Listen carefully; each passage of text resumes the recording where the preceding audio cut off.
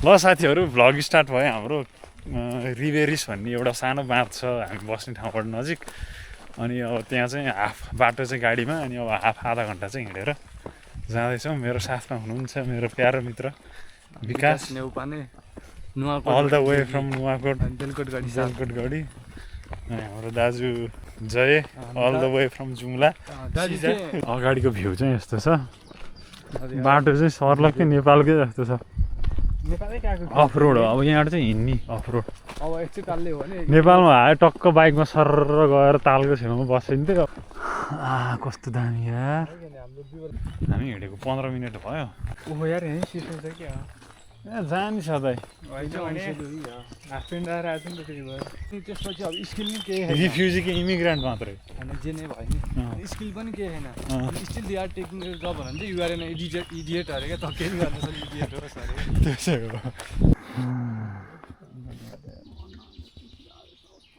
धन्यवाद भन्नुपर्छ नि तिमी पनि खुसी भएछ देशको आएर ए जर्मनी हो नाइस यस्तो छ अब यो बाटो भइहाल्यो हामीले यति धेरै यति भुवन 60,000 भनेर रातभरि सुत्दैन गर्छ एकदिन गएको भुवनकोमा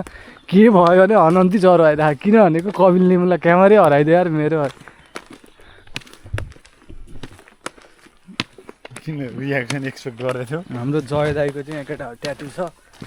त्यस्तो छ हामी जहिले पनि जङ्गलमा आउँदाखेरि चाहिँ दाइलाई लिएर आउँछौँ ताकि बाघ आयो भने बसोले बचाउँछ मनी प्लान्ट नेपालमा घरभित्र लाउँछ नि रुखमा फले हेर गाइस यस्तो हुन्छ जर्मनीको रुख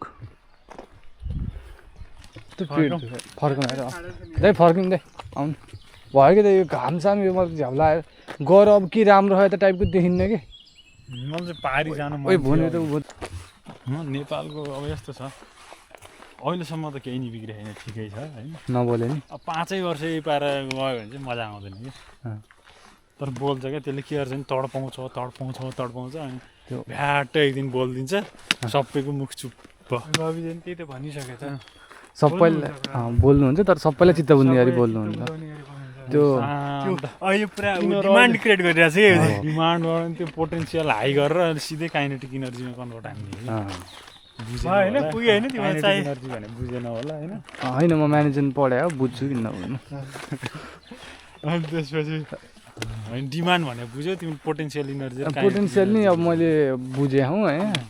तर अब फेरि अब इन्द्रगढी स्वर्गको बयान त होला तिमीले मुहाएर सुनाउला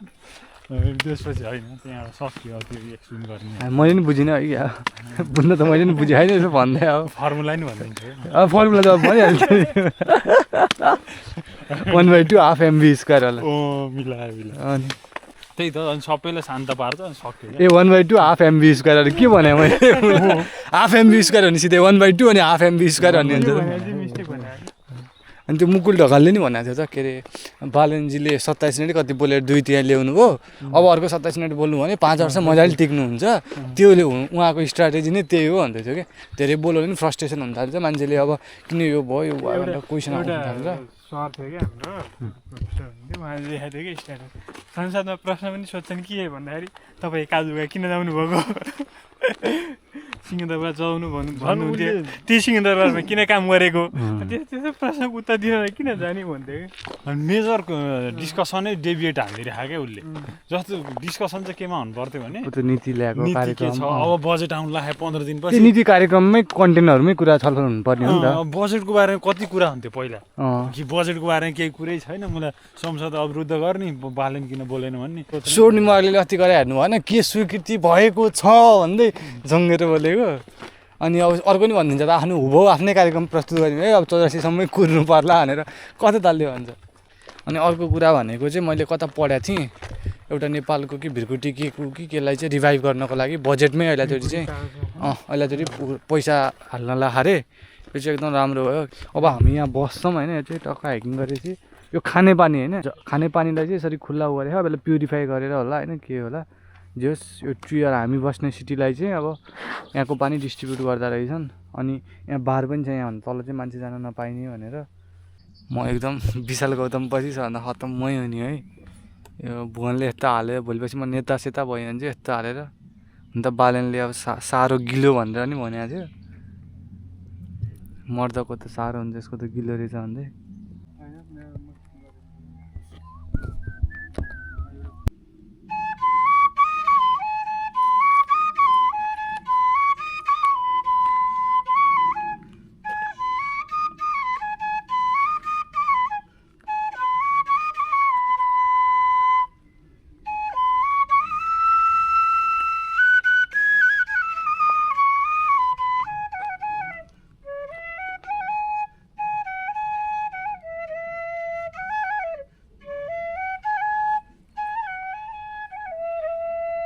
ल साथीहरू आज हामी फेरि हाम्रो पहिलाको जस्तै हामी अब आफ्नै बाटो खन्न हिँड्दैछौँ अनि अगाडि यस्तो छ बाटो चाहिँ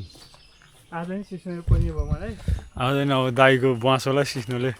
बोल्ने हो मेरो खुट्टाबाट बुवासो भाग्यो भने चाहिँ पोखर केटा हो तिमीलाई फेरि तिमीहरू बुवासो भने अर्कै बुझ्लौ दाईको खुट्टामा बुवासोको ट्याटु छ यो घरमै पठाउँछु कि म बुवासोको ट्याटु छ अनि त्यो ट्याटु चाहिँ ट्याटुको बुवासो भाग्छ कि भन्ने डर हो अरू त त्यस्तो केही नै होइन त्यो ट्याटु भने नि नबुझ्नु होला ट्याटु भने चाहिँ यता देखाइदेऊ न यहाँ ट्याटु भने यो चित्र दाईलाई फेरि देखाउनु नै थियो फेरि देखाइदेऊ न अरे क्या फेरि होइन अनि भन्दा नि कति थोक भन्छ हेर नि यो भने नि नबुझ्छ अरे यो भने नि नबुझ्छ अरे अब फेरि त्यहाँ खुट्टामा कसले बनायो चित्र भन्नु होला ओ नेपालतिर त्यो पुरै खोल्छोमा गनाउँछ नि पत्कर कुहिएको सेम त्यस्तै गनाइरह यार त्यो पनि आफ्नो घर फिल हुन्छ नि त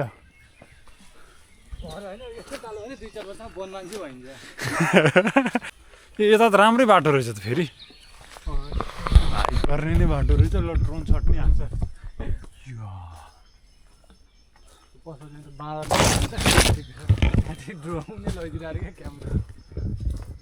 सिकाउँछ भनेर त मसँग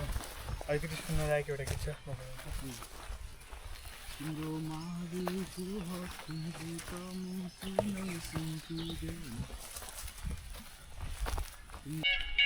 ल ड्रोन सट हान्छ यो हो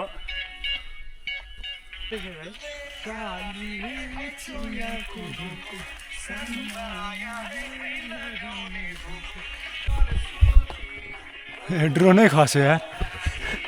फेरि माथि लानु पर्यो रोड आयो यार ल मम्मी हामी यो कन्द्रेको जङ्गल जस्तै ठाउँमा आइपुग्यौँ दाउरै दाउरा हो तपाईँलाई चाहिने भयो हामी एक भाइले ल्याइदिन्छौँ घाँस चाहिँ त्यति साह्रो छैन यहाँ घाँस नि अब मुसेखहरू जस्तो अनि सिरु जस्तो घाँस चाहियो भने पनि भेटिन्छ यहाँ अनि पत्कर उठाउने भयो बोरा लिएर आउनु यहाँ जति पनि छ सबै पत्कर पनि छ अनि अब अरू के चाहियो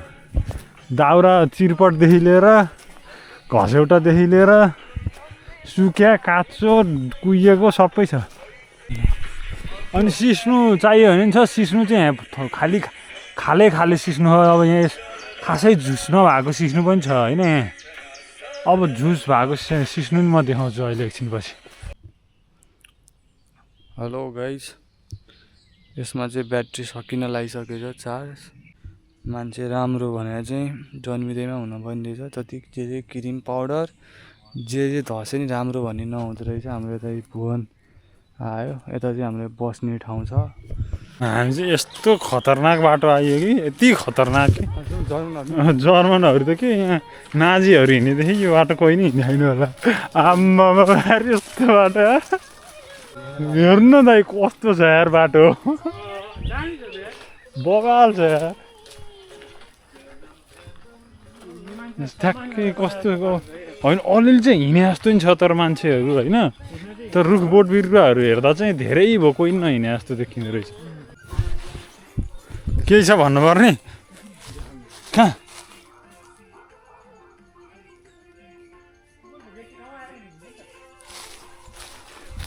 टोक्दैन भन्ने कुरा हो नि त होइन यसो हल्ला नगरिकन जाम अब ऊ माइन त छैन नि माइन फिल्ड क्या यो म्याप फलो गरेर आयौँ नि त हामी होइन क्या अब हामी यो बाटो आयौँ अब यो म्यापले रेकर्ड गरेर नि त मिल्दो रहेछ भने जाने नि त अब अरू मान्छे नि आउँछन् यो म्यापमा आएको हुन्छ हामी उता रोडै उता छ भन्ने चाहिँ पुर्याउँछु क्या तिमीलाई बाटो हराएर होइन आफ्नै बाटो खोजेर